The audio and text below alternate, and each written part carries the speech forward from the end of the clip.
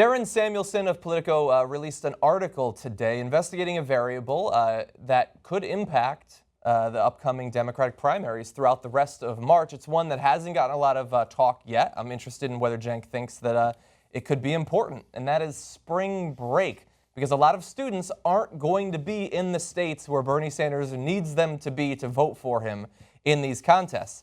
In all, more than 500,000 college students from 14 states will be on spring break at the same time that the presidential campaign, that's being the primary for the Democrats, comes onto their campuses.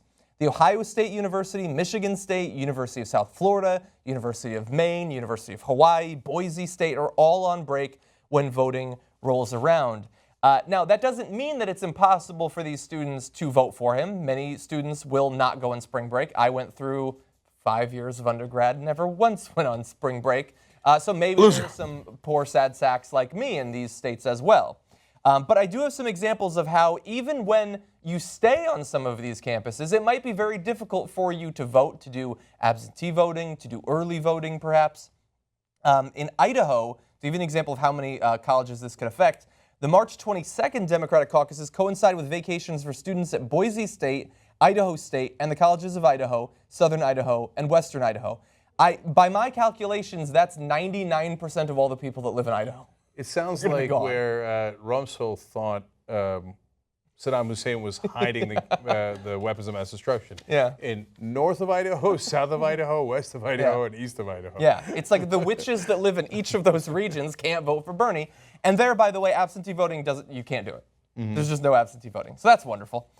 In Michigan, there are some logistical challenges for absentee voting, an issue for students at Michigan State, Central Michigan University, Western Michigan University, Ferris State University, and Olivet College, who won't be there, including a state requirement that first-time voters need to physically go to their city clerk's office with an ID to request a ballot. Remember, this is on the Democratic side that all this rigmarole is going on. For Ohio State students, which again is a significant chunk of people, the closest early voting center is a 15-minute drive, or for many of the students, a 40-minute one-way ride on the public bus, which you only have like a 50-50 chance of surviving. Yeah, it's only 7 people are going to do that. Nobody is going to do that. And look, by covering this, we're not in any way saying that the DNC has set it up that way. A lot of states have tried to clamp down on student voting, certainly. It's just sort of, it happened this way. But does 500,000 students spread across these states potentially matter for Bernie Sanders in proportional allocation of delegates? 100%. So 3 things to say about this. First, when you said you stayed on campus for spring breaks, I said, loser, right?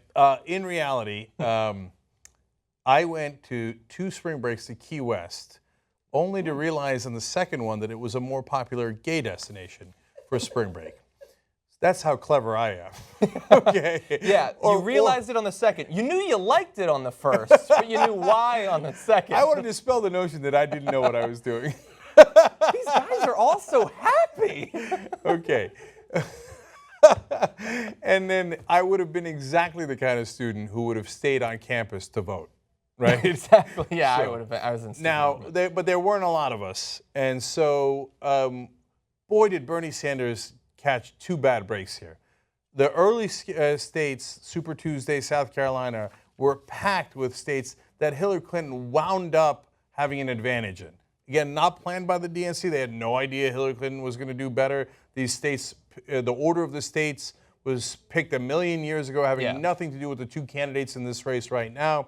It's just luck of the draw. She happened to have a lot of southern states with a lot of African-American voters where she does much, much better, packed in the front of the schedule so that she could turn around and say, I'm inevitable, right? I have the lead. And then Bernie Sanders, just when you get to places where he's going to do better, oh my God, oops, they're all on college break, spring break. Okay, to give you a sense of exactly what they're talking about, when they go to vote in Michigan, a lot of the Michigan schools are on spring break.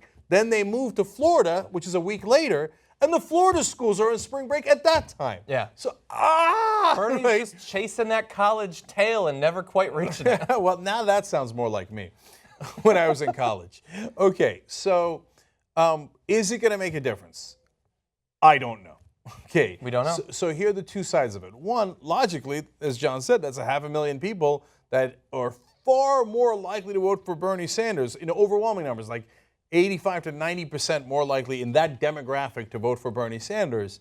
So that can't not hurt. On the other hand, in my political experience, there's always a clever article like this that goes, did you know that the people who actually vote on Thursday instead of Tuesday are all going to be gone that Thursday, whatever, right? And then if it turns rains. right. And it turns out that almost never makes a difference. Yeah. So hard to tell. And Yeah. if it turns out it did make a difference, man, the twist of history, right? That college students are the ones who screwed Bernie Sanders. by having their party attitude. So I need you to stop that party attitude, stay on campus, and do the right thing for your country. Yeah. Okay? It's not what spring break can do for you, but what you can do during spring break that makes all the difference.